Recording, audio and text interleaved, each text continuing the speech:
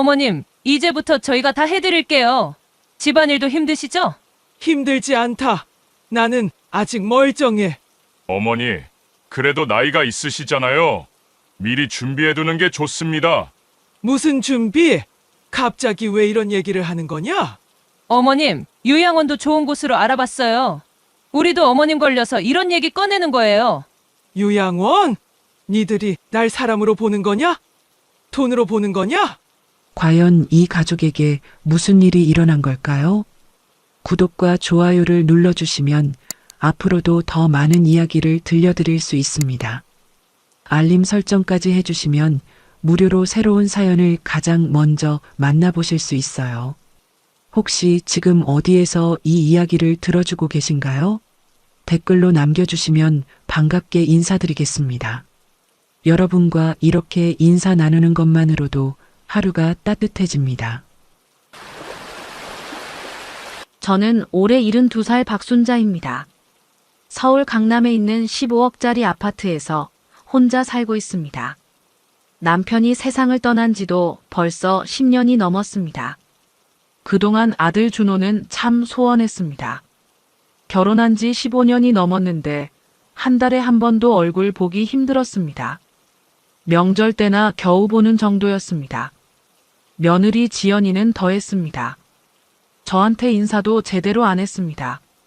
어머님, 안녕하세요. 겨우 이 정도가 전부였습니다.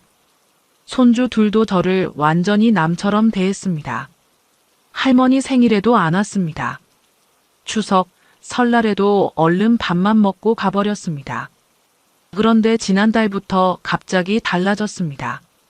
토요일 오후에 아들이 며느리와 손주들을 데리고 찾아왔습니다. 오랜만에 보는 얼굴이라 반가웠습니다. 어머니, 그동안 못 찾아뵈서 죄송했습니다. 아들이 고개를 숙이며 말했습니다. 며느리도 평소와 달리 밝은 표정이었습니다. 어머님, 저희가 너무 바빴었어요. 이제부터는 자주 올게요. 손주들도 저한테 안겼습니다. 오랜만에 집에 웃음소리가 났습니다. 마음이 따뜻해졌습니다. 다음 주에도 왔습니다. 그 다음 주에도 왔습니다. 매주 토요일마다 온 가족이 찾아왔습니다. 며느리는 앞치마까지 하고 부엌일을 도왔습니다. 김치를 담그겠다고 했습니다. 어머님, 이제부터 저희가 다 해드릴게요. 며느리가 저한테 말했습니다. 평생 김치 한 번 안 담그던 며느리가 갑자기 김치를 담그겠다고 했습니다. 신기했습니다. 하지만 고마웠습니다. 아들도 집안일을 도왔습니다. 전구도 갈아주고 화장실 변기도 고쳐줬습니다. 평소에는 그런 일 하나도 안 했는데 말입니다. 어머니, 혼자 사시니까 불편하실 거예요. 저희가 자주 와서 도와드릴게요. 마음이 좋았습니다.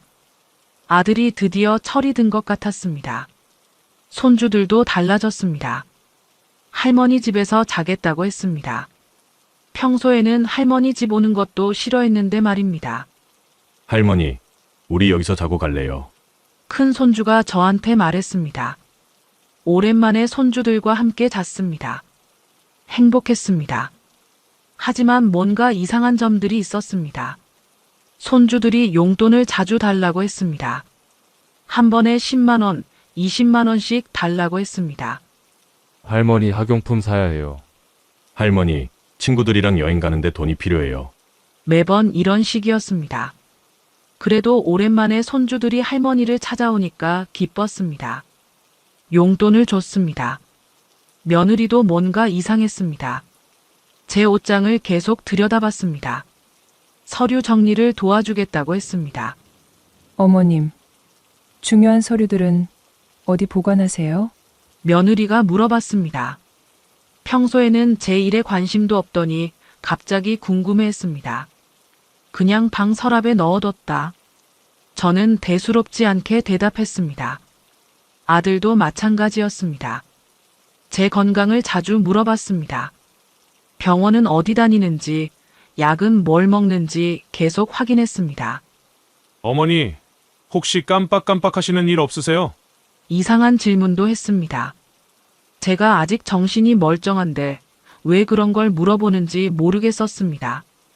나는 아직 멀쩡하다. 걱정 마라. 그렇게 대답했습니다. 그런데 한 달이 지나니까 점점 부담스러워졌습니다. 매주 와서 이것저것 물어보고 집안을 구석구석 살펴봤습니다. 마치 제 집을 정찰하는 것 같았습니다. 어느 날 밤에 혼자 생각해봤습니다. 20년 동안 안 오던 아들 가족이 갑자기 이렇게 자주 오는 게 정상일까요? 뭔가 이유가 있을 것 같았습니다. 하지만 나쁜 생각은 하고 싶지 않았습니다. 아들이 드디어 효자가 된 줄 알았습니다. 그날 밤 잠이 잘 오지 않았습니다. 기쁜 마음 반, 의심스러운 마음 반이었습니다. 아침이 오기 전까지 여러 가지 생각이 들었습니다. 캐나다에 있는 둘째 딸 미영이에게서 전화가 왔습니다. 시차 때문에 한국 시간으로는 새벽 2시였습니다. 엄마, 괜찮으세요? 미영이는 간호사로 일하면서 캐나다에서 10년째 살고 있습니다. 평소에는 한 달에 한두 번 정도 안부 전화를 했습니다. 괜찮다. 근데 왜 이 시간에 전화하니? 저는 미영이에게 물어봤습니다. 엄마, 오빠한테서 이상한 얘기를 들었어요. 요즘 자주 찾아온다면서요? 미영이가 걱정스러운 목소리로 말했습니다. 미영이와 준호는 어릴 때부터 사이가 좋지 않았습니다. 미영이가 결혼할 때도 오빠는 축의금도 제대로 안 냈습니다. 그 뒤로 20년 동안 냉전 상태였습니다. 그래, 요즘 매주 온다. 많이 달라졌다. 저는 대답했습니다. 엄마, 오빠가 갑자기 그러는 게 이상하지 않아요? 미영이는 계속 의심스러워했습니다.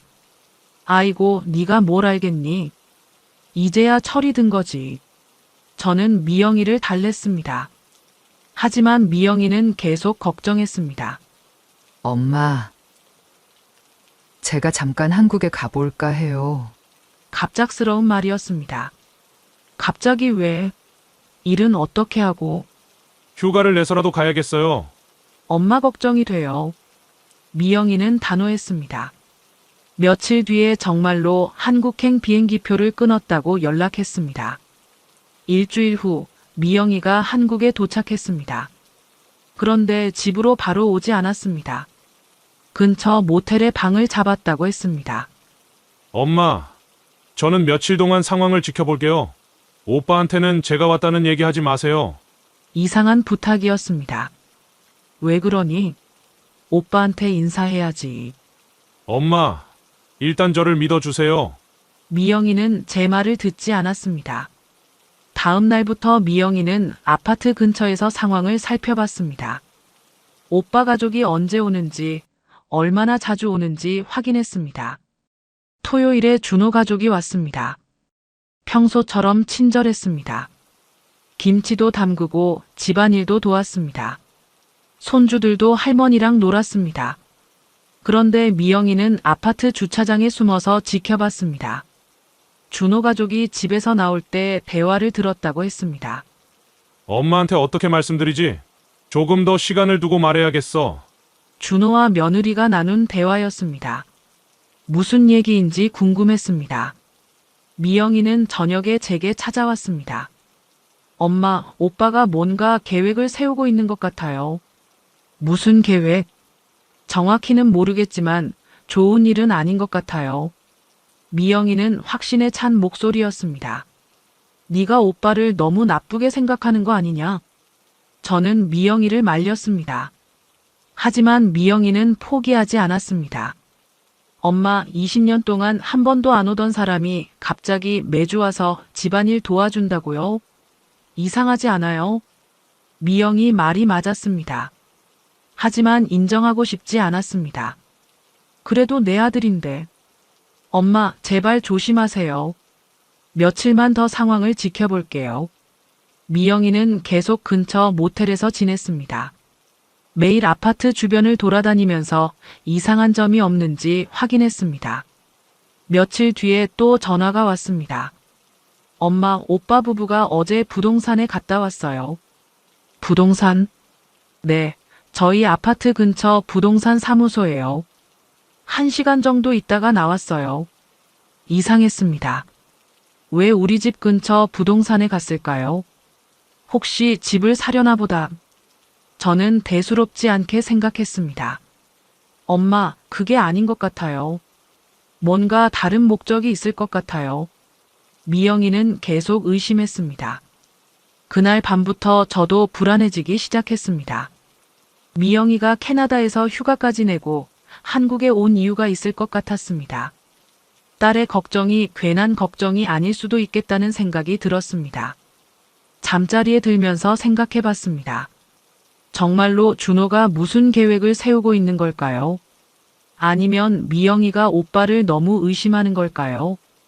확실한 건 알 수 없었지만 불안한 마음은 점점 커져갔습니다. 화요일 오후에 준호가 혼자 찾아왔습니다. 평소와 달리 정장을 입고 왔습니다.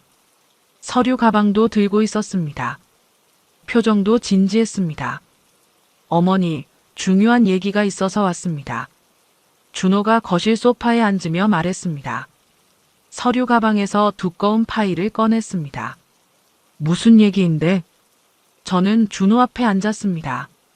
어머니 노후 대책에 관한 얘기입니다. 준호가 서류를 펼치며 말했습니다. 노후 대책이 뭐? 어머니가 혼자 이 넓은 집에서 사시는 게 걱정돼요. 만약에 몸이 아프시거나 문제가 생기면 어떻게 하시려고요? 준호는 걱정스러운 표정을 지었습니다. 아직 건강한데 뭔 소리야? 저는 이해할 수 없었습니다. 지금은 건강하시지만 나이가 있으시잖아요. 미리 준비해두는 게 좋습니다. 준호가 서류를 가리키며 설명했습니다. 이게 뭐냐? 부동산 증여 계약서입니다. 어머니 명의로 된 아파트를 제 명의로 옮기는 서류예요. 갑작스러운 얘기였습니다. 머리가 어찌랬습니다. 갑자기 왜 그런 얘기를 하니? 어머니, 요즘 재개발 얘기가 나오고 있어요. 지금이 기회입니다. 준호는 그럴듯한 이유를 댔습니다. 재개발? 네, 이 지역이 재개발 구역으로 지정될 가능성이 높습니다. 그러면 집값이 많이 올라요. 처음 듣는 얘기였습니다. 그게 사실이냐? 부동산 업체에서 확인했습니다. 빨리 준비하지 않으면 기회를 놓칠 수 있어요. 준호는 확신에 찬 목소리로 말했습니다. 그래도 갑자기 이런 얘기를 하니까 당황스럽다. 저는 솔직한 마음을 털어놨습니다. 어머니, 세금 문제도 있습니다. 나중에 상속받으면 세금을 많이 내야 해요. 지금 증여하면 세금을 절약할 수 있어요. 또 다른 이유를 댔습니다. 세금이 얼마나 나온다고? 상속세가 몇 억은 나올 겁니다. 지금 증여하면 그 절반도 안 내요. 구체적인 숫자까지 말했습니다. 그렇게 많이 나와? 네, 집값이 워낙 올랐잖아요. 15억짜리 아파트면 상속세만 몇 억 나옵니다. 준호는 계속 설명했습니다. 그래도 하루아침에 결정할 일은 아니지 않냐? 저는 시간을 달라고 했습니다. 어머니, 시간이 별로 없어요. 재개발 소식이 공식 발표되면 늦습니다. 준호는 재촉했습니다. 며칠만 생각해보자. 어머니, 내일까지 결정해 주세요. 법무사 약속도 잡아놨어요. 벌써 법무사 약속까지 잡아놨다고 했습니다. 너무 성급한 거 아니냐? 어머니, 이런 기회는 흔하지 않아요. 놓치면 후회하실 거예요. 준호는 포기하지 않았습니다. 그날부터 매일 전화가 왔습니다. 아침에 한 번, 저녁에 한 번씩 전화했습니다. 어머니 결정하셨어요? 아직 생각 중이다. 어머니, 내일은 꼭 결정하셔야 해요. 매번 같은 대화였습니다. 며느리도 전화했습니다. 어머님, 이건 정말 좋은 기회예요. 우리도 어머님 걱정돼서 이런 얘기 꺼내는 거예요. 며느리까지 나서서 설득했습니다. 니들이 왜 이렇게 서두르니? 어머님, 기회를 놓치면 안 되잖아요. 온 가족이 저를 압박했습니다. 손주들까지 이용했습니다. 할머니, 아빠 말씀 들어보세요. 우리도 할머니 걱정돼요. 아직 어린 손주들이 무슨 일인지도 모르면서 그렇게 말했습니다. 일주일 동안 계속된 압박이었습니다. 하루도 편할 날이 없었습니다. 밥맛도 없어지고 잠도 제대로 못 잤습니다. 어머니, 이번 주 금요일까지는 꼭 결정해 주세요. 준호가 마지막 통첩을 했습니다. 왜 이렇게 서두르는 거냐? 어머니, 법무사 선생님 스케줄 때문에요. 다음 주부터는 바빠서 시간이 안 된대요.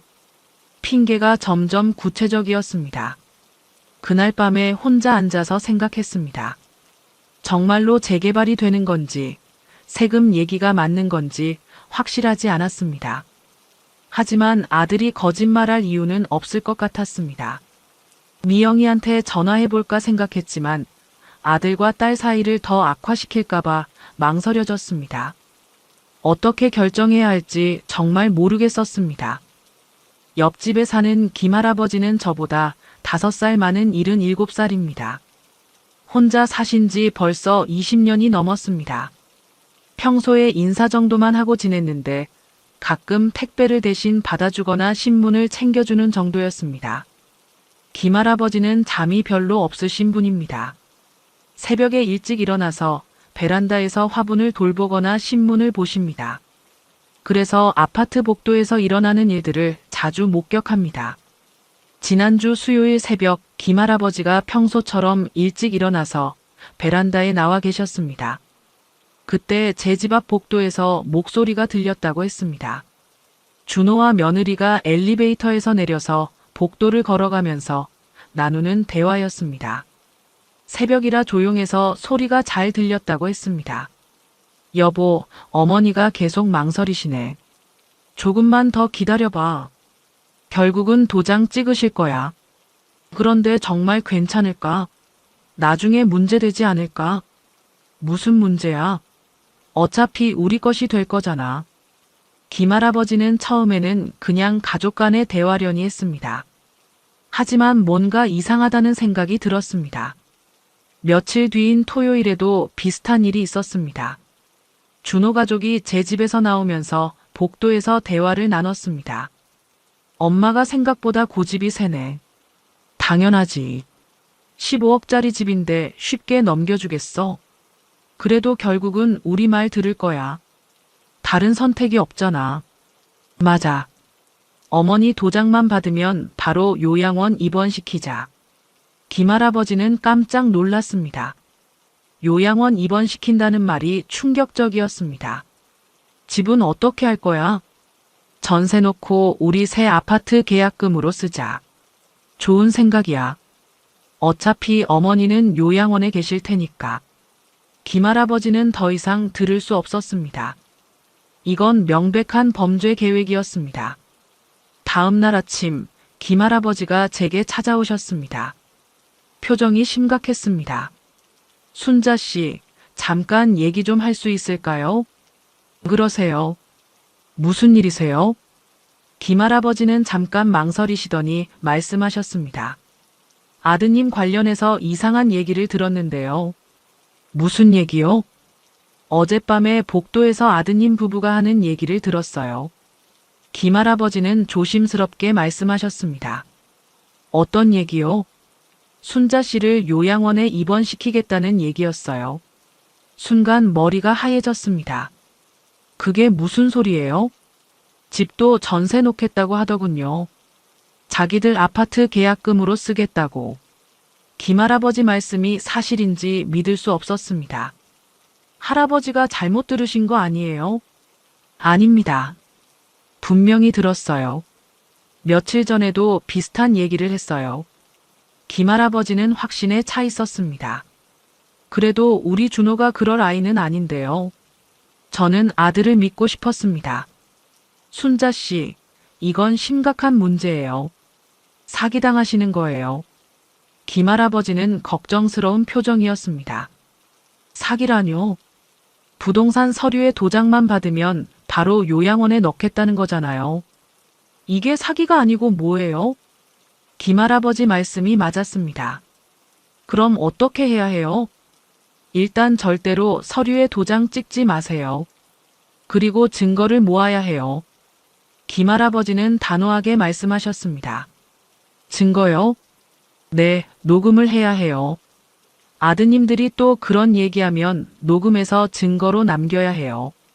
김할아버지는 이미 계획을 세우고 계셨습니다. 할아버지가 그렇게까지 해주실 필요는 없어요. 순자 씨, 이웃끼리 도와야죠. 이런 일을 그냥 넘어갈 수는 없어요. 김할아버지는 의지가 확고했습니다. 그날부터 김할아버지는 제 집 주변을 지켜보기 시작했습니다. 준호 가족이 올 때마다 베란다에서 상황을 살폈습니다. 며칠 뒤 또 기회가 왔습니다. 준호 부부가 제 집에서 나오면서 복도에서 대화를 나눴습니다. 어머니가 아직도 망설이시네. 괜찮아. 시간 문제야. 정말 요양원은 괜찮은 곳으로 정했어. 응, 시설도 좋고 비용도 저렴해. 어머니 연금으로 충분히 낼 수 있어. 김할아버지는 휴대폰으로 이 대화를 녹음했습니다. 그럼 집은 언제부터 전세 내놓을 거야? 도장만 받으면 바로 부동산에 맡길 거야. 전세금이 10억은 나올 텐데. 10억이면 우리 아파트 계약금으로 딱 좋겠네. 충격적인 대화였습니다. 제가 모르는 사이에 모든 계획이 세워져 있었습니다. 다음 날 아침, 김할아버지가 녹음 파일을 들려주셨습니다. 순자 씨, 이걸 들어보세요. 휴대폰에서 나오는 준호 부부의 목소리였습니다. 제 귀를 의심했습니다. 이게 정말 우리 준호 목소리예요? 맞습니다. 어젯밤에 녹음한 거예요. 눈물이 났습니다. 제가 키운 아들이 저를 이렇게 생각하고 있다니. 할아버지, 저 어떻게 해야 해요? 일단 서류에는 절대 도장 찍지 마세요. 그리고 이 문제를 해결할 방법을 찾아야 해요. 김할아버지는 저를 위로해 주셨습니다. 혹시 믿을 만한 사람 있으세요? 가족 중에서요. 캐나다에 있는 딸이 있기는 한데. 그럼 딸한테 연락해 보세요. 이런 일은 혼자 해결할 수 없어요. 김할아버지 조언이 맞았습니다. 그날 밤부터 잠이 오지 않았습니다. 아들에 대한 실망감과 배신감이 너무 컸습니다. 동시에 김할아버지께 고마운 마음도 들었습니다. 만약 할아버지가 아니었다면 저는 아무것도 모르고 당했을 것입니다. 이웃의 소중함을 새삼 느꼈습니다. 가족보다 이웃이 더 믿을 만하다는 현실이 슬펐지만 김할아버지가 계셔서 얼마나 다행인지 모르겠었습니다. 준호가 최종 통보를 했습니다. 내일 오후 2시에 법무사 사무실에서 만나자고 했습니다. 더 이상 미룰 수 없다고 했습니다. 어머니, 내일이 마지막 기회입니다. 놓치시면 정말 후회하실 거예요. 준호는 단호한 목소리였습니다. 알겠다. 저는 더 이상 거절할 힘이 없었습니다. 일주일 넘게 계속된 압박에 지쳐 있었습니다. 그날 밤 잠이 오지 않아서 거실에 앉아 있었습니다. 시계를 보니 새벽 5시였습니다. 몇 시간 후면 법무사 사무실에 가야 했습니다. 갑자기 현관문 쪽에서 소리가 났습니다. 누군가 문 앞에 있는 것 같았습니다. 조심스럽게 문으로 다가갔습니다. 문틈 아래로 흰 종이가 들어와 있었습니다. 작은 봉투도 함께 있었습니다. 종이를 펼쳐봤습니다. 김할아버지가 쓴 글씨였습니다. 순자 씨께, 어머님, 이건 범죄입니다. 아드님의 진짜 계획을 확인해 보세요. 절대로 오늘 서류에 도장 찍지 마세요. 마이너스 옆집 김할아버지 마이너스. 짧은 글이었지만 마음에 와 닿았습니다. 봉투 안에는 작은 USB가 들어 있었습니다. 그리고 또 다른 쪽지가 있었습니다. 이 USB에 녹음 파일이 들어 있습니다. 컴퓨터로 들어보세요. 그리고 캐나다에 있는 따님께 연락하세요. 혼자 해결하려고 하지 마세요. 손이 떨렸습니다.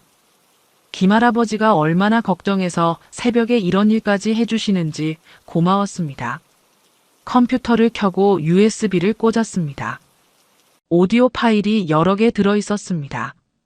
첫 번째 파일을 클릭했습니다. 어머니 도장만 받으면 바로 요양원 입원시키자. 집은 전세 놓고 우리 새 아파트 계약금으로 쓰자. 준호와 며느리 목소리였습니다. 분명히 들었습니다. 두 번째 파일도 들어봤습니다. 어머니 연금으로 요양원비 내고 전세금은 우리가 쓰면 되니까 일석이조야. 맞아. 어차피 오래 살지도 못하실 테니까. 온몸에 소름이 돋았습니다. 제가 키운 아들이 저를 이렇게 생각하고 있다니. 세 번째 파일에는 더 충격적인 내용이 있었습니다. 혹시 어머니가 의심하시면 어떻게 할 거야? 괜찮아. 나이 드신 분들은 쉽게 속거든. 치매 있다고 하면 아무도 의심 안 해. 치매? 응. 동네 사람들한테 어머니 치매 초기라고 소문내면 돼. 더 이상 들을 수 없었습니다. 컴퓨터를 껐습니다. 울음이 나왔습니다. 서러움과 분노가 동시에 밀려왔습니다. 아들이 저를 사람으로 보는 게 아니라 돈으로 보고 있었습니다. 김할아버지 말이 맞았습니다. 이건 범죄였습니다. 바로 미영이한테 전화했습니다. 캐나다는 아직 저녁 시간이었습니다. 엄마 웬일이세요? 이 시간에. 미영아, 엄마 좀 도와줘. 목소리가 떨렸습니다. 엄마 무슨 일이에요? 오빠가 나를 속이고 있었어. 엄마 차근차근 말씀해 보세요. 저는 지금까지 있었던 일을 모두 말했습니다. 증여 계약서 얘기, 김할아버지가 들은 대화, 녹음 파일까지. 엄마 정말이에요? 응, 지금 녹음 파일을 들었어. 내가 맞았다. 미영이는 잠깐 말이 없었습니다. 엄마, 절대로 오늘 서류에 도장 찍지 마세요. 그럼 어떻게 해? 제가 지금 당장 가겠어요. 오빠한테는 아무 말 하지 마세요. 어떻게 지금 와? 법무사 사무실 약속 시간이 언제예요? 오후 2시. 그럼 시간이 있어요. 제가 12시까지는 갈게요. 미영이는 단호했습니다. 근데 너 혼자 오빠한테 어떻게 맞서겠니? 엄마 걱정 마세요. 제가 다 준비해 올게요. 전화를 끊고 나니 마음이 조금 놓였습니다. 미영이가 온다니까 든든했습니다. 아침 8시에 준호한테서 전화가 왔습니다. 어머니, 오늘 준비 다 되셨죠? 응.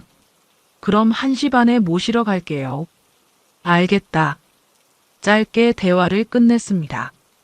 아들 목소리를 들으니 속이 메스꺼웠습니다. 11시쯤 되니 김할아버지가 찾아오셨습니다. 순자씨, 쪽지 받으셨죠?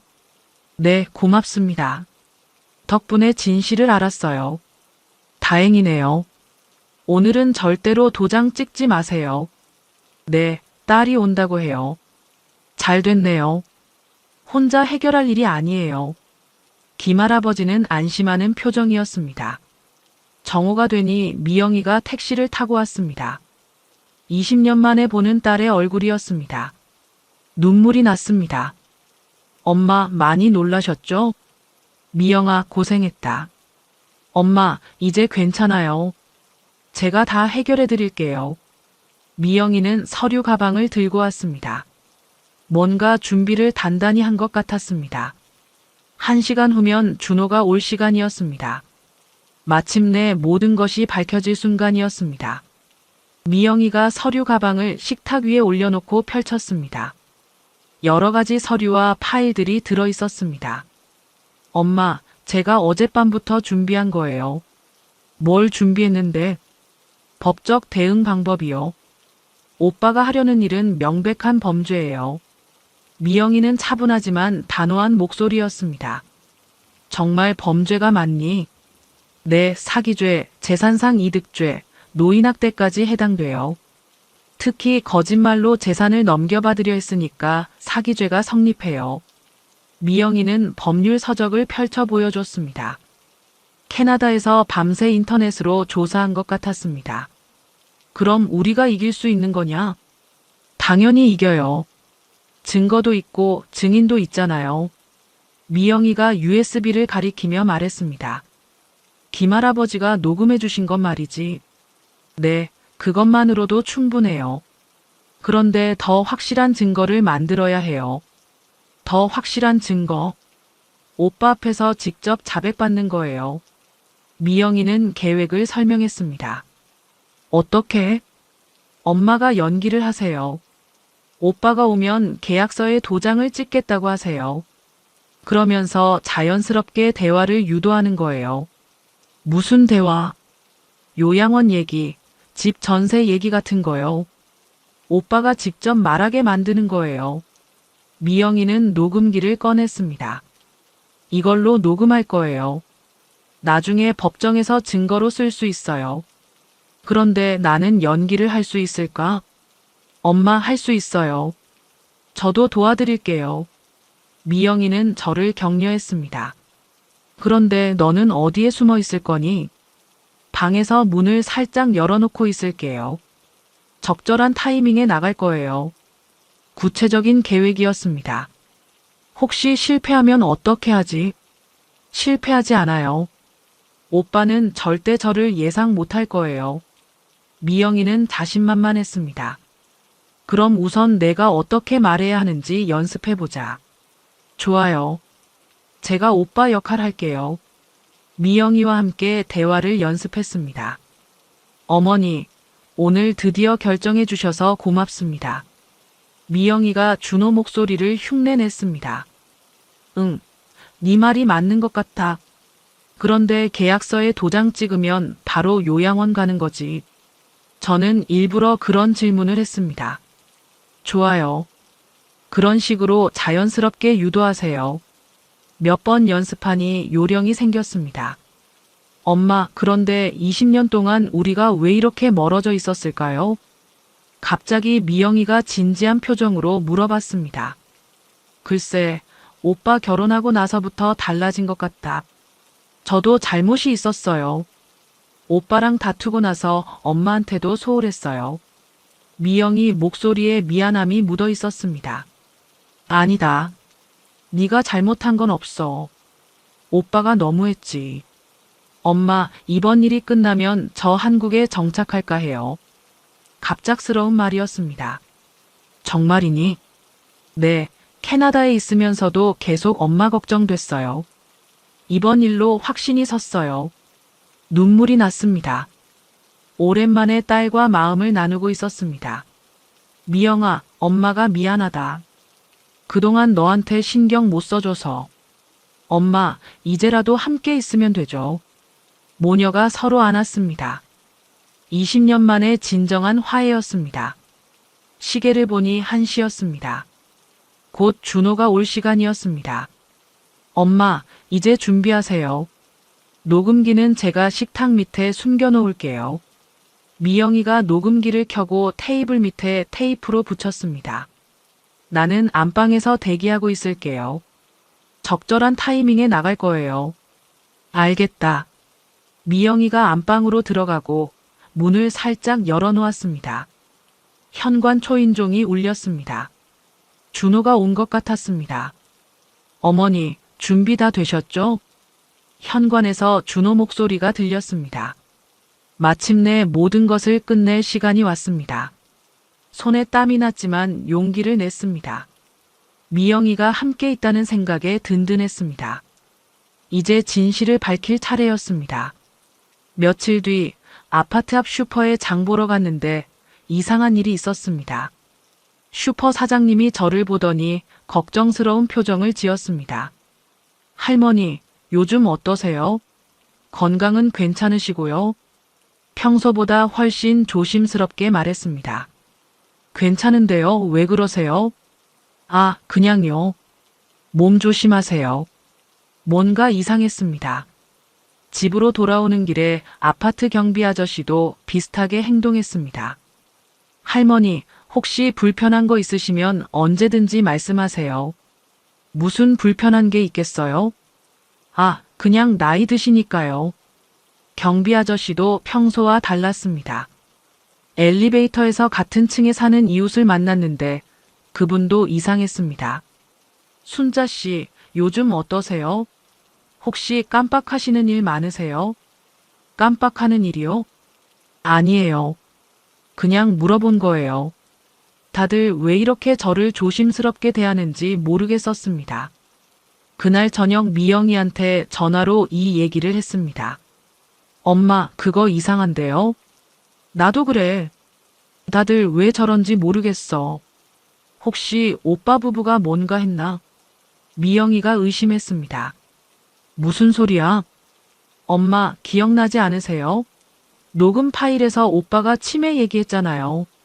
맞았습니다. 준호가 동네 사람들한테 제가 치매 촉이라고 소문을 퍼뜨렸던 것 같았습니다. 정말 그럴까? 확인해 봐야겠어요. 엄마, 내일 대학병원에 가서 정밀 검사 받으세요. 갑자기 왜? 나중에 오빠가 엄마 정신 상태에 문제가 있다고 주장할 수도 있어요. 미리 의학적 증명서를 받아두는 거예요. 미영이 말이 맞았습니다. 다음 날 서울대병원 신경과에 예약을 잡았습니다. 치매 검사를 받고 싶다고 했습니다. 어르신, 특별한 증상이 있으신가요? 담당 의사가 물어봤습니다. 아니요. 그냥 확인해보고 싶어서요. 가족분이 권하신 건가요? 제가 하고 싶어서 온 거예요. 의사는 여러 가지 검사를 했습니다. 인지능력 검사, 기억력 검사, MRI 촬영까지 했습니다.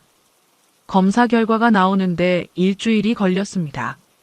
그 사이에 더 이상한 일들이 일어났습니다. 은행에 갔는데 창구 직원이 제게 물어봤습니다. 할머니, 혹시 가족분이 할머니 통장 관련해서 문의하신 적 있으세요? 무슨 문의요? 아드님께서 할머니 치매 때문에 통장 관리가 어렵다고 하시면서 정보를 요청하신 적이 있어요. 충격이었습니다. 언제요? 지난주쯤이요. 할머니 동의서 없이는 정보를 줄 수 없다고 했는데 준호가 은행까지 와서 제 통장 정보를 빼내려고 했던 것입니다. 제가 그런 얘기 한 적 없어요. 저는 치매가 아니에요. 그렇죠. 할머니가 너무 멀쩡하셔서 이상했거든요. 은행 직원도 의심스러워했던 것 같습니다. 집에 와서 바로 미영이한테 전화했습니다. 미영아, 오빠가 은행까지 갔어. 은행에요? 내 통장 정보를 달라고 했대.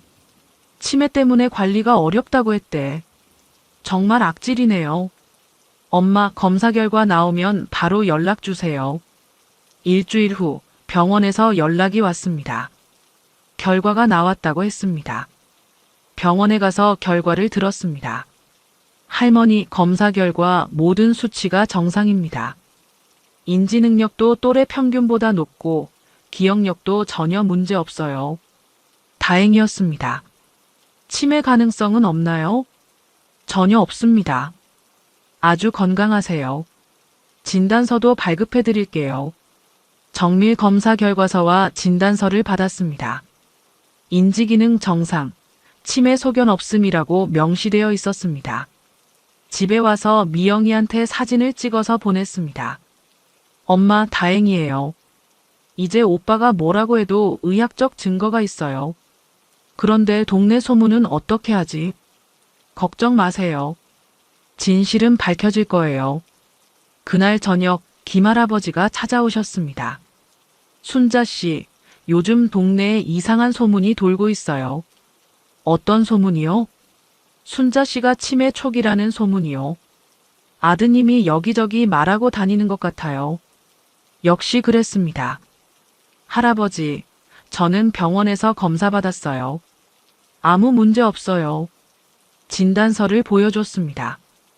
역시 그럴 줄 알았어요. 어떻게 순자 씨가 치매가 있겠어요? 김할아버지는 안심했습니다. 이런 식으로 거짓말하는 게 정상이에요? 정상이 아니죠. 이건 명백한 명예훼손이에요. 김할아버지도 분노했습니다. 그때부터 저는 확신했습니다. 준호가 저를 치매 환자로 만들어서 재산을 가로채려 한다는 것을. 은행에서 통장 정보를 빼내려 한 것도, 동네에 소문을 퍼뜨린 것도 모두 계획된 일이었습니다. 더 무서운 건 며느리 지연이의 역할이었습니다. 며칠 뒤에 아파트 부녀 회장님이 찾아오셔서 들은 얘기가 충격적이었습니다. 순자 씨, 며느리분이 부녀회 모임에서 이상한 얘기를 하더라고요. 무슨 얘기요? 어머님이 요즘 깜빡하시는 일이 많아서 걱정된다고 하더라고요. 그래서 요양병원도 알아보고 있다고. 지연이가 부녀회에까지 가서 그런 거짓말을 했던 것입니다. 제가 언제 깜빡했다고 그러던가요? 그래서 제가 이상하다고 생각했어요.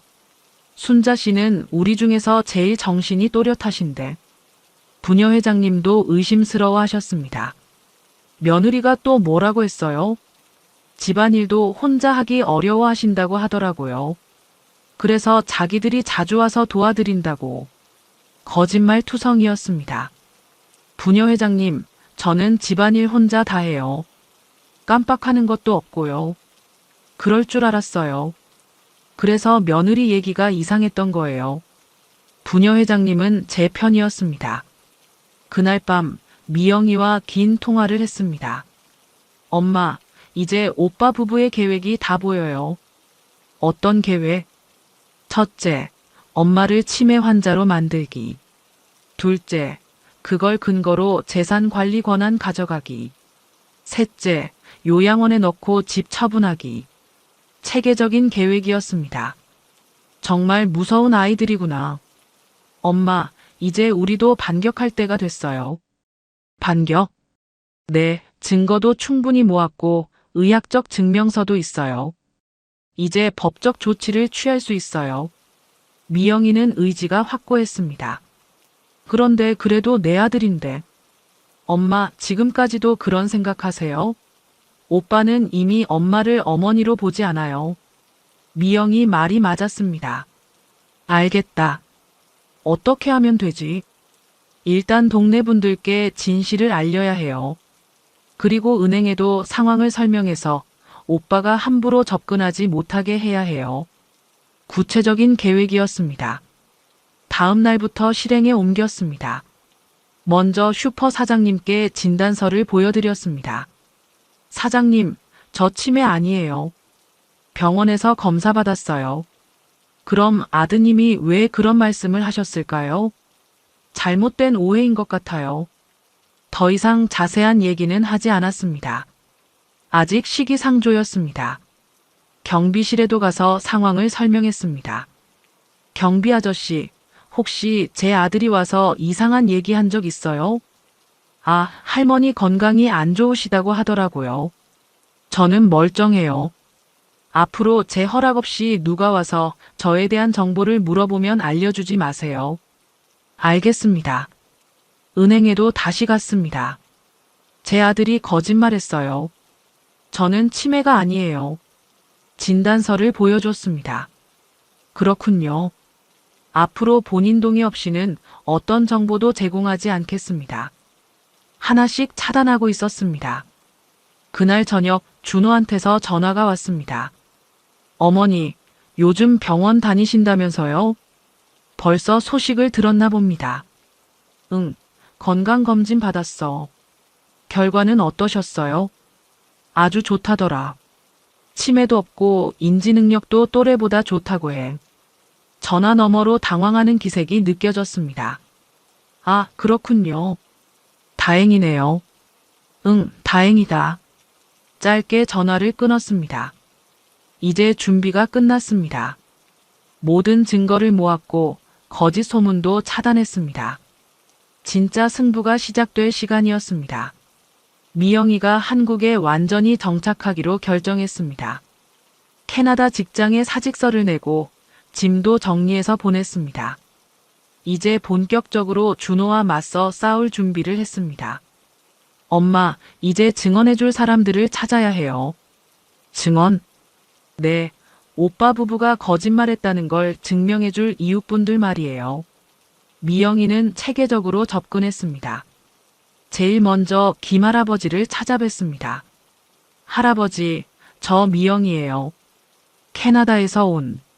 아, 딸이구나. 어머니 많이 걱정하시더라.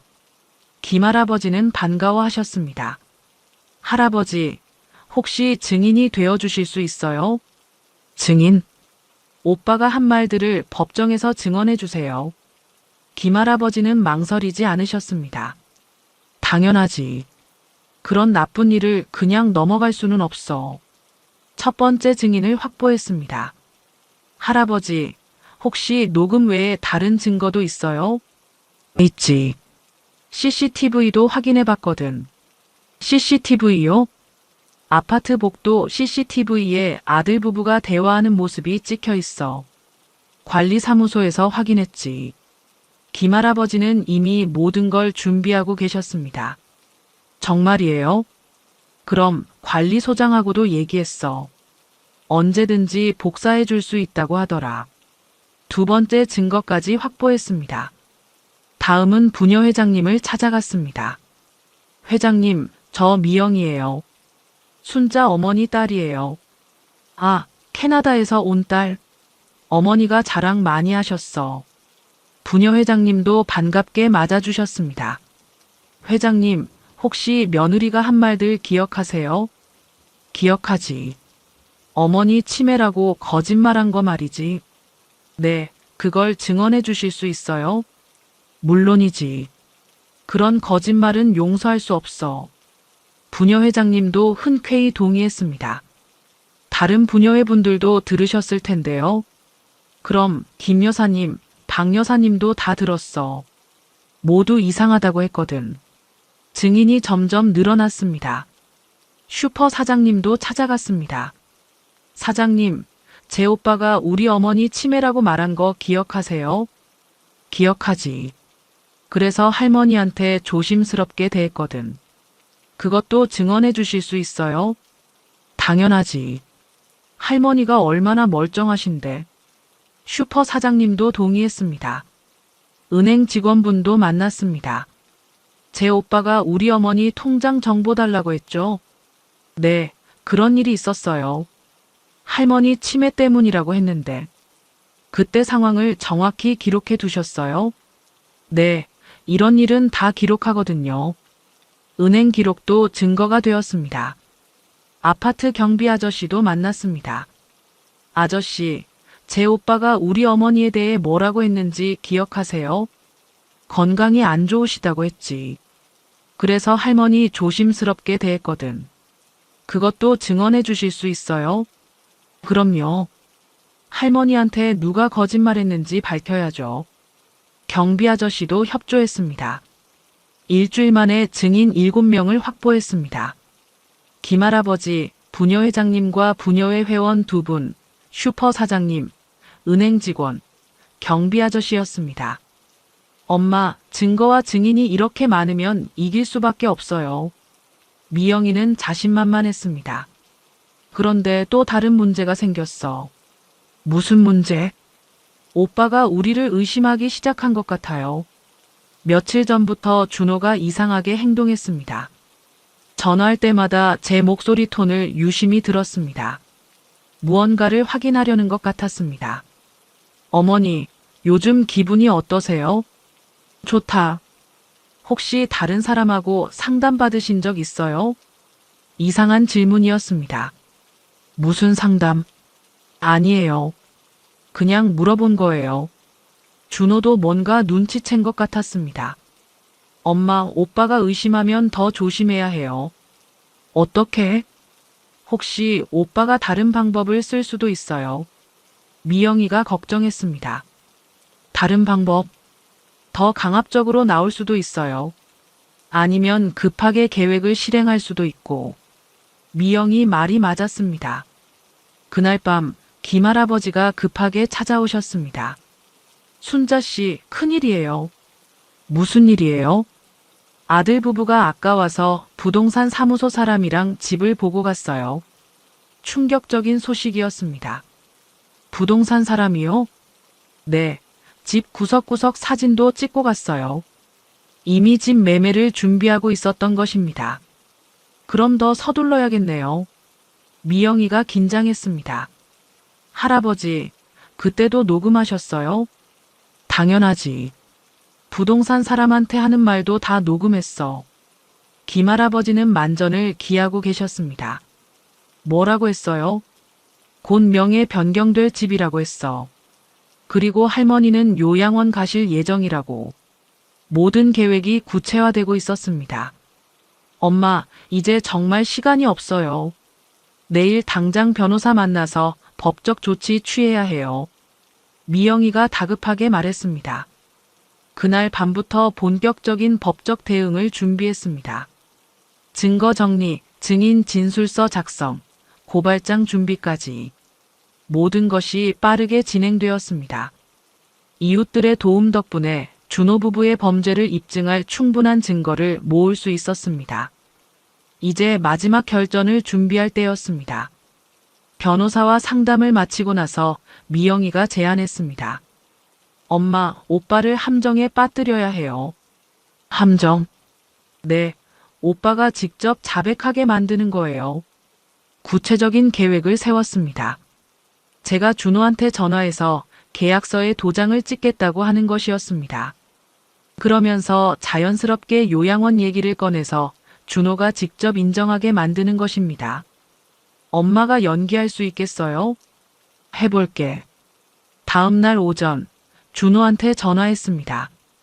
준호야, 엄마다. 어머니, 웬일로 전화를? 그 계약서 얘기 말인데 다시 생각해봤어. 준호 목소리가 갑자기 밝아졌습니다. 어머니, 결심하신 거예요? 응, 네 말이 맞는 것 같아. 도장 찍을게. 정말이에요? 언제 할까요? 오늘 오후에 할 수 있니? 당연하죠. 바로 준비할게요. 준호는 매우 기뻐했습니다. 근데 도장 찍으면 바로 요양원 가는 거지. 일부러 그런 질문을 던졌습니다. 네, 요양원이요? 당황하는 기색이 보였습니다. 아니야, 그냥 물어본 거다. 더 이상 추궁하지 않았습니다. 어머니, 그럼 오후 2시에 공증사무소에서 만날까요? 공증사무소? 네, 정식으로 공증 받아야 하니까요. 알겠다. 전화를 끊고 나서 미영이와 작전을 점검했습니다. 엄마 잘하셨어요. 오빠가 완전히 속았어요. 이제 어떻게 하지? 제가 변호사님과 함께 공증사무소에 갈 거예요. 적절한 타이밍에 나타날게요. 오후 1시쯤 공증사무소 근처에 미리 가서 대기했습니다. 미영이는 변호사와 함께 근처 카페에서 기다렸습니다. 2시 정각에 준호와 며느리가 왔습니다. 둘 다 정장 차림이었습니다. 중요한 일이라고 생각하는 것 같았습니다. 어머니, 오늘 정말 고마워요. 준호가 인사했습니다. 어머님, 이제 편하게 지내실 수 있어요. 며느리도 밝은 표정이었습니다. 공증사무소에 들어가서 절차를 시작했습니다. 공증인이 서류를 설명했습니다. 이 서류는 부동산 증여 계약서입니다. 서명하시면 법적 효력이 발생해요. 네. 저는 대답했습니다. 그런데 증여받으시는 분은 어떻게 활용하실 예정인가요? 공증인이 준호한테 물어봤습니다. 저희가 관리할 예정입니다. 어머님은 어디서 지내실 건가요? 요양시설에서 지내실 예정입니다. 준호가 대답했습니다. 바로 그 순간이었습니다. 잠깐만요. 공증사무소 문이 열리면서 미영이가 들어왔습니다. 뒤에 변호사도 함께 들어왔습니다. 준호와 며느리가 깜짝 놀랐습니다. 미영아, 제가 일부러 놀란 척 했습니다. 엄마 안 그래도 연락드리려고 했어요. 미영이가 차분하게 말했습니다. 미영아, 너 언제 왔니? 이미 일주일 전에 왔어요. 오빠, 20년 만이네. 준호는 당황해서 말을 못했습니다. 미영아, 왜 갑자기 나타나는 거야? 며느리가 경계하는 목소리로 말했습니다. 엄마한테 뭘 하려던 거예요? 미영이가 단도직입적으로 물어봤습니다. 뭘 하려던다는 게 무슨 소리야? 준호가 변명했습니다. 오빠, 제가 다 알고 있어요. 뭘 안다는 거야? 엄마를 요양원에 넣고 집을 팔려던 거 말이에요. 준호와 며느리의 얼굴이 하얘졌습니다. 그런 소리 어디서 들었어? 직접 들었어요. 오빠가 복도에서 한 얘기 다 녹음되어 있어요. 미영이가 휴대폰을 꺼냈습니다. 미영아, 그건 엄마 도장만 받으면 바로 요양원 입원시키자. 집은 전세 놓고 우리 새 아파트 계약금으로 쓰자. 녹음 파일이 재생되었습니다. 분명히 준호 목소리였습니다. 공증사무소 안이 조용해졌습니다. 이건 어떻게 녹음한 거야? 준호가 어이없다는 표정이었습니다. 이웃 할아버지가 녹음해 주셨어요. 오빠가 복도에서 한 얘기를 말이에요. 그럼 처음부터 다 계획된 거였어? 며느리가 화를 냈습니다. 계획한 건 오빠 쪽이에요. 엄마를 치매 환자로 만들려던 거 말이에요. 변호사가 나섰습니다. 안녕하세요. 박순자 여사님의 법적 대리인 변호사 김민수입니다. 변호사요? 준호가 더욱 당황했습니다. 네, 이번 사건은 사기죄, 노인학대죄에 해당됩니다. 형사처벌 대상이에요. 형사처벌이라뇨? 거짓 정보로 재산을 가로채려 했고 치매 환자로 조작하려 했으니까요. 변호사가 차근차근 설명했습니다. 준호가 변명하려고 했습니다. 변호사님, 이건 오해가 있었던 것 같은데. 오해가 아니에요. 증거와 증인이 충분히 있습니다. 미영이가 서류 뭉치를 꺼냈습니다. 이웃 증인 7명, 은행 기록, 병원 진단서까지 다 있어요. 준호와 며느리는 완전히 궁지에 몰렸습니다. 어머니, 정말 이럴 거예요? 준호가 마지막으로 애원했습니다. 준호야, 너희가 먼저 나를 속였잖아. 저는 더 이상 참을 수 없었습니다. 어머니, 이제 그만 가라. 다신 내 앞에 나타나지 마라. 준호와 며느리는 할 말이 없었습니다. 결국 공증사무소를 나갔습니다. 공증인이 말했습니다. 다행히 서명하기 전에 막았네요. 정말 위험할 뻔했어요. 모든 게 끝났습니다. 20년 만에 만난 딸 덕분에 사기를 당하지 않을 수 있었습니다. 공증사무소에서 나온 뒤 준호와 며느리는 포기하지 않았습니다. 주차장에서 저희를 기다리고 있었습니다. 어머니, 잠깐만 얘기하고 가요. 준호가 다가왔습니다. 할 말 없다. 저는 차에 타려고 했습니다. 어머니, 우리가 언제 어머니한테 나쁜 짓 했어요? 며느리가 억울하다는 표정으로 말했습니다. 나쁜 짓 안 했다고. 미영이가 분노했습니다. 미영아, 네가 엄마를 부추긴 거지. 준호가 미영이를 비난했습니다. 오빠가 먼저 엄마를 속였잖아. 속인 게 아니라 걱정돼서 그런 거야. 걱정이라고. 미영이가 코웃음을 쳤습니다. 변호사가 중재했습니다. 좀 더 자세한 얘기는 사무실에서 하는 게 어떨까요? 좋아요. 준호가 동의했습니다. 변호사 사무실로 이동했습니다. 좀 더 체계적으로 대화할 필요가 있었습니다. 그럼 처음부터 차근차근 짚어볼까요? 변호사가 녹음기를 켰습니다. 준호 씨, 어머니께 증여계약을 제안한 이유가 뭡니까? 재개발 때문이에요. 세금도 절약하고. 재개발 계획이 정말 있었나요? 부동산에서 그렇게 들었어요. 변호사가 서류를 꺼냈습니다. 제가 확인해 본 결과 그 지역에는 재개발 계획이 전혀 없습니다. 준호의 얼굴이 굳어졌습니다. 그럼 부동산에서 거짓말한 거네요. 부동산 업체에도 확인했습니다. 준호 씨가 그런 문의를 한 적이 없다고 하더군요. 완전히 거짓말이 들통났습니다. 그럼 세금 얘기도 거짓말이에요? 미영이가 추궁했습니다. 세금 계산도 잘못되었습니다. 실제로는 상속세가 그렇게 많이 나오지 않아요. 변호사가 세금 계산서를 보여줬습니다. 준호는 더 이상 변명할 수 없었습니다. 그럼 다음은 요양원 계획에 대해 얘기해 봅시다. 변호사가 녹음 파일을 재생했습니다. 어머니 도장만 받으면 바로 요양원 입원시키자. 분명히 준호 목소리였습니다. 이건 어떻게 설명하시겠어요? 그건 어머니 건강을 위해서 한 얘기였어요. 건강을 위해서요? 어머니가 치매라고 거짓말한 것도 건강을 위해서인가요? 변호사가 병원 진단서를 꺼냈습니다. 어머니는 정밀 검사 결과 인지 능력이 정상입니다. 치매 소견이 전혀 없어요. 그건 잘못 판단한 거였어요. 며느리가 변명했습니다. 잘못 판단했다면 왜 동네 사람들한테 치매라고 소문을 퍼뜨렸나요? 미영이가 부녀회장 진술서를 내밀었습니다. 지연 씨가 부녀회에서 어머니 치매 초기라고 말했다는 증언입니다. 며느리의 얼굴이 빨개졌습니다. 그건 걱정돼서 상담한 거였어요. 상담이라고 하기에는 너무 구체적이었는데요. 변호사가 계속 추궁했습니다. 은행에서 어머니 통장 정보를 요구한 것은 어떻게 설명할 건가요?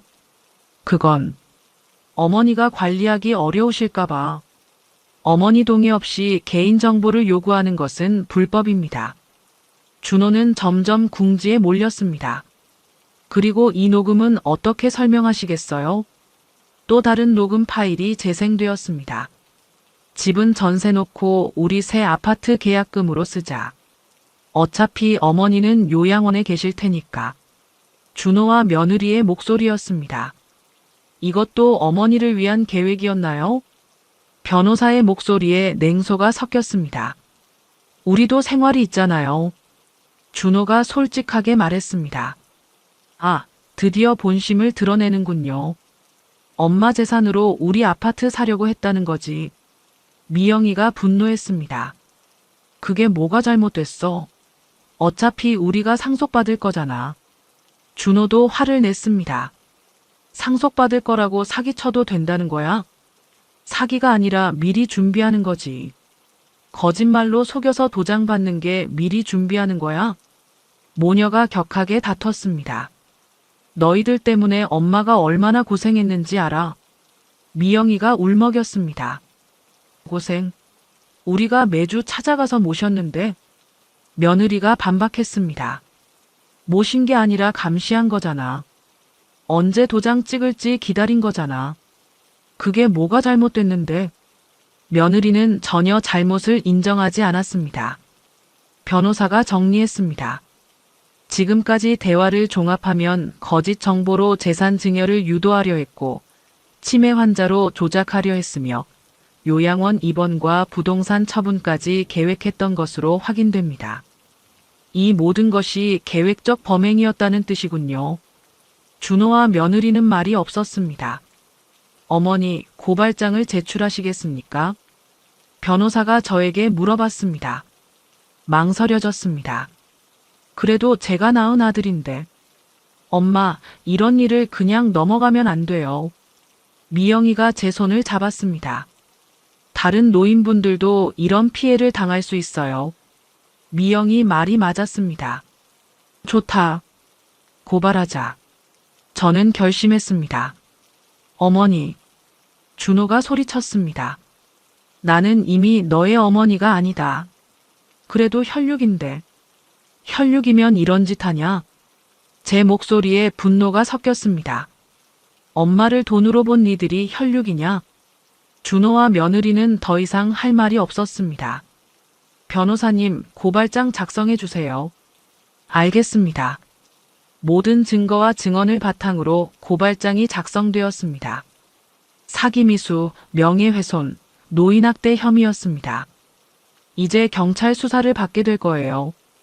변호사가 설명했습니다. 준호와 며느리는 창백한 얼굴로 사무실을 나갔습니다. 엄마 힘드셨죠? 미영이가 저를 위로했습니다. 괜찮다. 이제 끝난 것 같아서 속이 시원하다. 정말로 그랬습니다. 오랫동안 억눌렀던 분노가 해소되는 기분이었습니다. 진실은 결국 밝혀지는 법입니다. 거짓말은 오래 갈 수 없습니다. 고발장 제출 후 한 달 만에 첫 재판이 열렸습니다.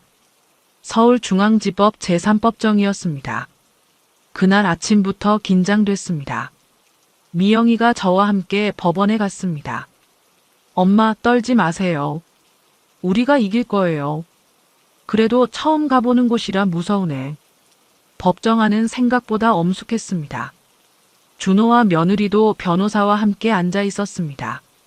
서로 눈을 마주치지 않았습니다. 판사가 들어오면서 재판이 시작됐습니다. 사기미수 및 노인학대 사건을 심리하겠습니다. 검사가 먼저 공소사실을 읽었습니다. 피고인들은 피해자를 속여 15억 원 상당의 부동산을 가로채려 했습니다. 차분한 목소리였지만 내용은 심각했습니다. 피고인 측 변호사가 반박했습니다.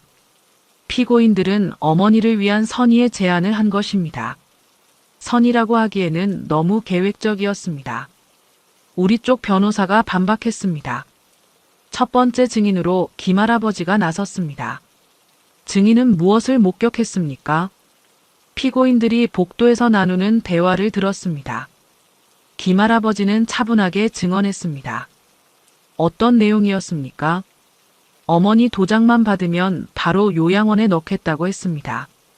그 외에는 집은 전세 놓고 자기들 아파트 계약금으로 쓰겠다고 했습니다. 구체적인 증언이었습니다. 피고인 측 변호사가 반대 신문을 했습니다. 증인께서는 정확히 들었다고 확신하십니까? 네, 확신합니다. 녹음도 해뒀습니다.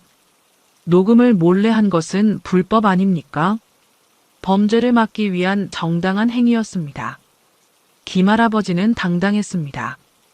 두 번째 증인은 부녀 회장님이었습니다. 피고인 며느리가 무엇이라고 했습니까? 시어머니가 치매 초기라고 했습니다. 그 말을 믿으셨습니까?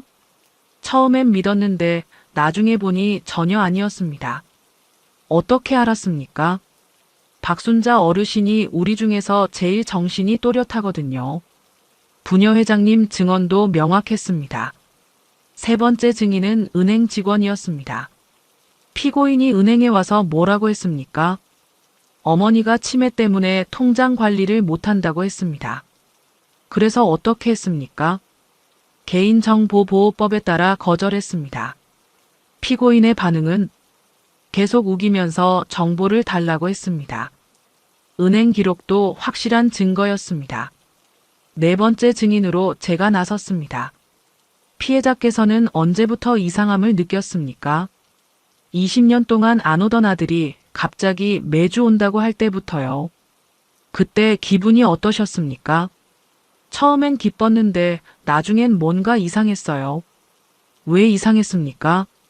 집안을 너무 자세히 살펴봤거든요. 제 증언이 끝나고 미영이가 증인석에 앉았습니다. 증인은 언제 한국에 오셨습니까? 오빠가 이상하다는 소식을 듣고 급히 왔습니다. 어떤 점이 이상했습니까? 20년 동안 어머니께 관심도 없던 사람이 갑자기 효자가 됐다는 점이요. 그래서 어떻게 했습니까? 상황을 지켜보면서 증거를 수집했습니다. 미영이 증언도 설득력이 있었습니다. 마지막으로 피고인 신문이 있었습니다. 피고인은 왜 거짓말을 했습니까? 판사가 준호에게 물었습니다. 거짓말이 아니라 어머니를 위한 일이었습니다. 어머니를 위한 일이라면서 왜 요양원에 보내려고 했습니까? 그게 어머니 건강을 위해서. 준호는 제대로 답변하지 못했습니다. 집을 전세 놓고 계약금으로 쓰겠다던 것은 어떻게 설명하겠습니까? 준호는 침묵했습니다. 며느리도 마찬가지였습니다. 피고인은 동네에 치매라는 거짓말을 퍼뜨린 이유가 뭡니까? 실수였습니다. 실수치고는 너무 체계적이었는데요. 판사의 질문에 며느리도 답변을 못했습니다. 검사가 최종 의견을 발표했습니다. 피고인들의 행위는 계획적이고 악질적인 범죄입니다. 노인을 대상으로 한 사기는 엄벌에 처해야 합니다. 피고인 측 변호사는 선처를 호소했습니다. 피고인들도 가족을 위한 마음이었습니다. 초범인이 관용을 베풀어 주십시오. 하지만 증거가 너무 확실했습니다. 2시간 후 판결이 선고됐습니다.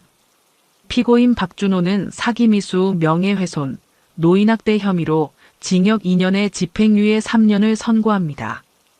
피고인 정지연은 사기미수 명예훼손 혐의로 징역 1년 6개월의 집행유예 2년을 선고합니다. 또한 피해자에게 위자료 2천만 원을 지급하라고 명합니다.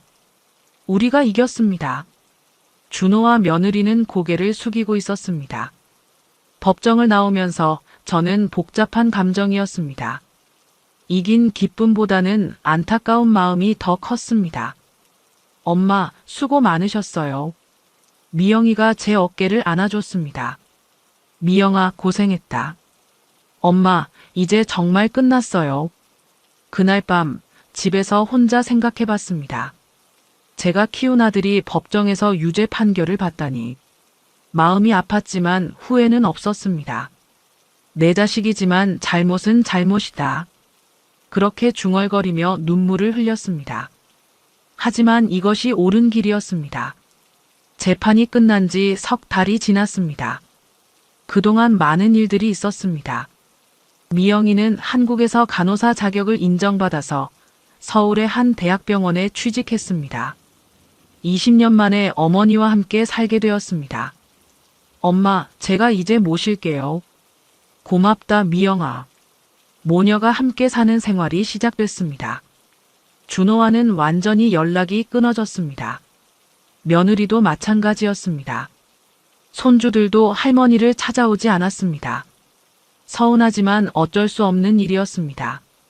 어느 날 김할아버지가 찾아오셨습니다.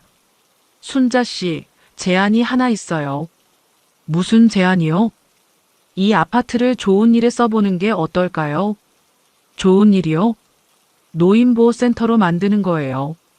저 같은 노인들이 모여서 서로 돌볼 수 있는 곳으로요. 생각지도 못한 제안이었습니다.